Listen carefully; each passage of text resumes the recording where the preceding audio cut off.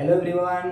Previous lecture में हम organic chemistry को इंट्रोड्यूस किए थे और ऑर्गेनिक केमिस्ट्री क्या होता है हम उसमें सीखे थे। अभी हम ऑर्गेनिक और इनऑर्गेनिक केमिस्ट्री को दोनों को हम डिफरेंशिएट करने वाले हैं कि ऑर्गेनिक कंपाउंड क्या होता है और इनऑर्गेनिक कंपाउंड क्या होता है। जैसे प्रीवियस लेक्चर में हम बोले थे जो भी ऑर्गेनिक कंपाउंड बनता है उसमें कार्बन मस्ट भी होता है या फिर कार्बन एसेंशियल एलिमेंट होता है, लेकिन इनऑर्गेनिक कंपाउंड के होने के लिए नॉट एसेंशियल, उसमें कोई जरूरत नहीं है कि इनऑर्गेनिक कंपाउंड वही बनेगा जिसमें कार्बन प्रेजेंट है, लेकिन ऑर्गेनिक कंपाउंड वही ही बनेगा जिसमें कार्बन प्रेजेंट हो। और क्या होता है कि इनसॉल्युबल इन वाटर, जो ऑर्गेनिक कंपाउंड होते हैं वो इनसॉल्युबल होता है वाटर में, क्या होता है वो इनसॉल्युबल होते हैं, मतलब नॉट सॉल्युबल इन वाटर होते हैं।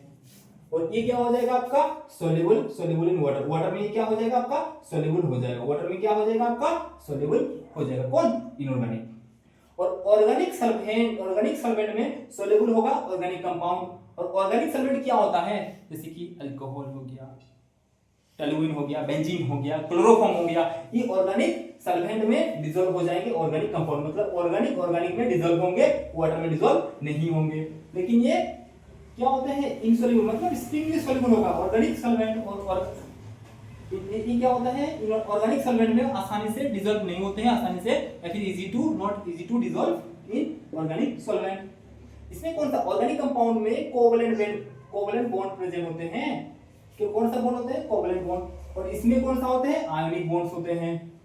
तो कोवलेंट बॉन्ड्स क्या होता है, जो म्यूचुअली शेयरिंग करते हैं, एक दूसरे के साथ मिलके बनते हैं, म्यूचुअली शेयरिंग करते हैं, उसको हम बोलते हैं कोवलेंट बॉन्ड। लेकिन आयनिक बॉन्ड किसको बोलेंगे, आयनिक बॉन्ड किसको बोलेंगे हम, जिसमें आयंस आए, क्या है आयंस आए, मतलब मेटल और नॉन मेटल का रिएक्शन को हम आयनिक बॉन्ड पढ़ेंगे। इसमें नॉन मेटल और नॉन मेटल में कोवलेंट बॉन्ड पढ़ते हैं। और इसमें क्या होता है, एक अमीर और गरीब का रिश्ता को आप आयनिक बॉन्ड मान सकते हैं, और एक अमीर का रिश्ता या फिर गरीब का रिश्ता को आप क्या बोल सकते हैं कोवलेंट बॉन्ड। तो कोवलेंट बॉन्ड और आयनिक बॉन्ड केमिकल बॉन्डिंग में और अच्छा से डिस्कस किया जाता है। अगर वो कोवलेंट बॉन्ड है तो उसका मेल्टिंग पॉइंट और बॉइलिंग पॉइंट क्या होता है लो।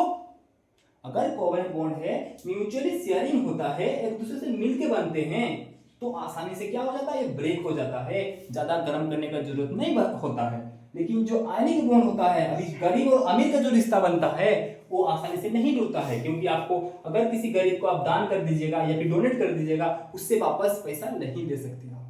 जो दे दिए वो चला गया, जो ले लिया वो चला गया। उसमें मेल्टिंग पॉइंट और बॉइलिंग पॉइंट बहुत हाई होता है as compare to covalent bond. ये क्या हुआ नॉन इलेक्ट्रोलाइट मतलब क्या होता है, जिसमें इलेक्ट्रिसिटी का फ्लो ना हो, जिसमें इलेक्ट्रिसिटी नहीं चलता हो। और इलेक्ट्रिसिटी अब बोलेगी कोवलेंट बॉन्ड में आयंस बनते ही नहीं, कैटायन अनायन नहीं बनते हैं, वो तो मतलब क्या है, मतलब इलेक्ट्रिसिटी का गुड कंडक्टर नहीं होगा, बैड कंडक्टर होता है, मतलब उसमें इलेक्ट्रिसिटी का फ्लो नहीं होता है, इसीलिए उसका नाम नॉन इलेक्ट्रोलाइट रखा गया है। लेकिन इसमें आयंस होते हैं, आयनिक बॉन्ड्स में आयंस होते हैं, जिसको आप गुड कंडक्टर ऑफ इलेक्ट्रिसिटी बोलते हैं, जो क्या बोलते हैं गुड कंडक्टर ऑफ इलेक्ट्रिसिटी।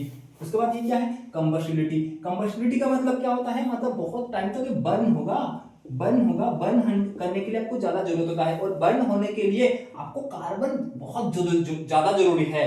अगर ज्यादा कार्बन ज्यादा जलेगा, तो इसलिए ऑर्गेनिक कंपाउंड में हम क्या बोल सकते हैं कंबस्टिबिलिटी। लेकिन ये क्या हो जाता है नॉट इजी टू बर्न, ये क्या होता है इजीली बर्न नहीं होता है।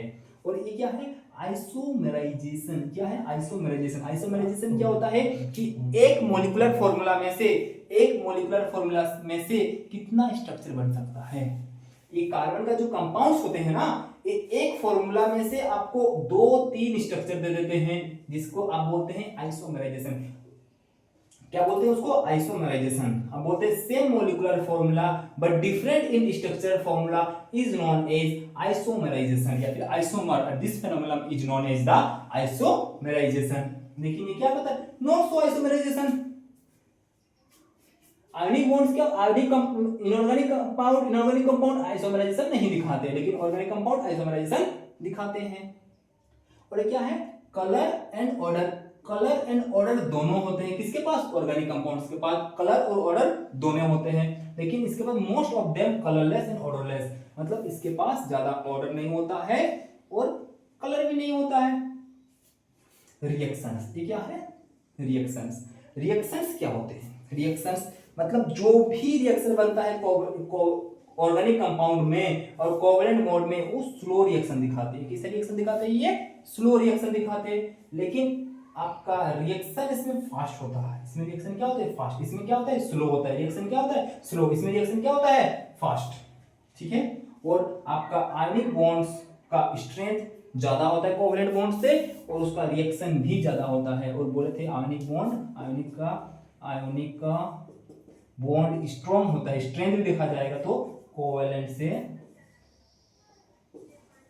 से क्या होता है? ज्यादा होता है। क्या होता है? स्ट्रेंथ क्या होता है? ज्यादा होता है। मतलब इसका स्ट्रेंथ ज्यादा है, आयनिक का स्ट्रेंथ ज्यादा है, इसीलिए तो हम बोले उसका melting point boiling point high है।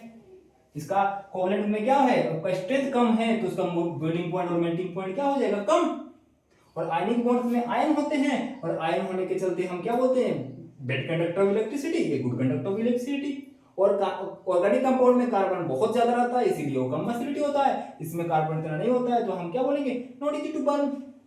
आइसोमराइजेशन दिखाते हैं, आइसोमराइजेशन नहीं दिखाते हैं। रिएक्शन कोवैलेंट कंपाउंड स्लो दिखाते हैं और कम दिखाते हैं, लेकिन ये लोग ज्यादा दिखाते हैं। तो कंपैरिजन को हम समाप्त करते हैं या फिर यहीं पे रखते। Thank you.